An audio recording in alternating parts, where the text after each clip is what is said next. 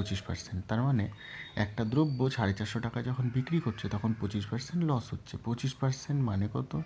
25% মানে হচ্ছে 1/4। 4 থেকে হয়ে যাবে কত? 3, তাই তো? 3 হবে। তো 3-এর ভ্যালু হচ্ছে 450।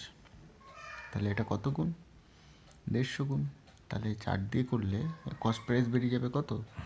4×15 = 60, 600 কস্ট প্রাইস ছিল। বলছে at what price will sell order to gain 25%। তাহলে 600-র উপরে কত পার্সেন্ট করবো আমি? 25%, তবেই তো গেন প্রাইসটা হবে। তাহলে আমি কত করবো? 600 ইন্টু 100, 25%। তো পার্সেন্ট মানে কত? 100 নিচে কাটলে 0। 6 দিয়ে 125কে গুণ করবো, কত হবে আমার? 750। নেক্সট প্রশ্ন দেখি। নেক্সট প্রশ্ন এখানে আর নেই।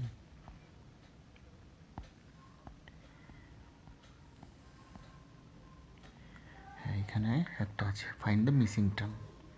আইডিওর প্রশ্ন যেহেতু একটু অগোছলো। 20, 12, 20, 30। তাহলে প্রথমটায় দেখো ডিফারেন্স বাড়ছে কত? এটা 8 বাড়ছে, তারপরে বাড়ছে 10, তাহলে 8, তারপর হচ্ছে 10, তারপর 12 হতে পারে, তাহলে 42 হবে।